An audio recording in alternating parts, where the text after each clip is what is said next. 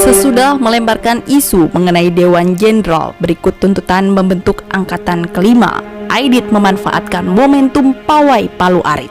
Ketika itu PKI melakukan pawai berjalan kaki secara massal dari Surabaya ke Jakarta menyambut hari ulang tahun ke-45 PKI. Dalam buku dengan subjudul G30 SPKI dan Peran Bung Karno tahun 1989, Sugiarso Surojo melukiskan suasananya. Tanggal 23 Mei 1965 PKI merayakan ulang tahun ke-45 secara besar-besaran. Tamu-tamu berdatangan dari negara komunis, RRC, Albania, Korea, Vietnam, dan juga dari Partai Komunis Uni Soviet.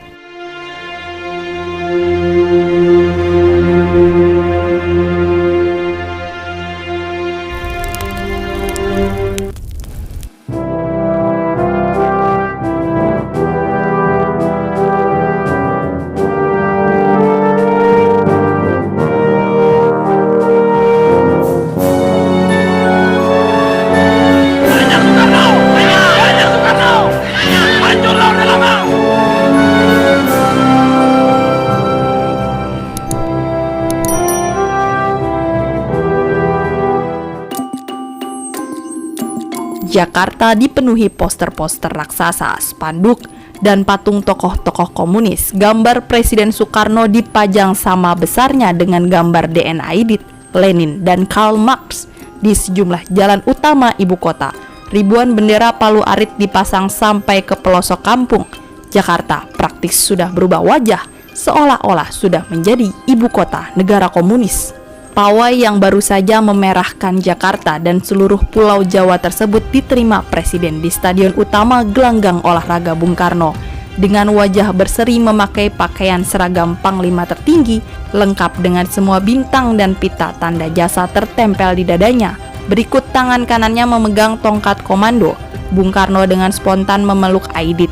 Mereka berangkulan mesra, disambut tepuk tangan ratusan ribu orang bagaikan meruntuhkan Senayan. Aku, sebagai pemimpin besar revolusi dan mandataris MPRS, memang merangkul PKI. Sebab siapa yang bisa membantah bahwa PKI adalah unsur hebat dalam penyelesaian revolusi Indonesia, PKI telah menjadi semakin kuat. PKI kini beranggotakan 3 juta orang, pemuda rakyat 3 juta orang, simpatisannya 20 juta orang. Apa sebab PKI bisa jadi demikian besar? Oleh karena PKI konsekuen progresif revolusioner. Aku berkata, PKI yosanakku, ya kadangku, yen mati aku melu kelangan, kata Soekarno dengan sangat bersemangat. Selain memuji peran PKI dalam revolusi, Bung Karno menegaskan kembali sikapnya mengenai Nasakom. Kenapa tidak seperti tahun 1926, waktu aku untuk pertama kalinya mencetuskan gagasan persatuan nasionalis Islam dan Marxis? Kenapa aku tidak lagi memakai nasa Marx? Kok sekarang memakai nasa Kom? Kenapa harus Kom? Dengarkan, perkataan yang paling dicatut pencoleng-pencoleng politik dan coro-coro adalah Marxisme. Saudara-saudara tahu PSI? PSI menepuk dada, kami Marxis, kami Marxis. Aku tegaskan mereka bukan Marxis, mereka pencoleng Marxis. Oleh karena itu aku tidak mau memakai nasa Marx. Penyakit kompobi juga akan aku berantas. Dengan sengaja aku menggabungkan tenaga revolusioner Nasakom dengan Kom. Sekali lagi Kom, tetapi Kom yang benar, bukan Kom palsu, bukan Kom gadungan. 4 bulan setelah pelukan mesra antara Bung Karno dan Aidit atau 2 minggu sesudah Presiden mengucapkan pidato kenegaraan 17 Agustus 1965 berjudul Capailah Bintang-Bintang di Langit tanggal 30 Agustus, massa komunis melakukan demonstrasi besar-besaran. Massa mendatangi kedutaan besar Amerika Serikat menuntut pemutusan hubungan diplomatik serta mengusir pulang duta besar AS Marshall Green. Sesudah itu massa membanjiri gedung kedutaan besar Inggris di samping monumen Selamat Datang di jantung ibu kota Jakarta. Menghadapi demonstrasi brutal semacam itu, pemerintah Indonesia tidak melakukan pencegahan. Bahkan Presiden Soekarno diam-diam justru mendukung aksi-aksi massa revolusioner terhadap Inggris dan AS. Sesuatu yang sebelum masa pendudukan Jepang sering dia ungkapkan dalam kalimat bersayap pembakar semangat, Inggris kita linggis, Amerika kita setrika.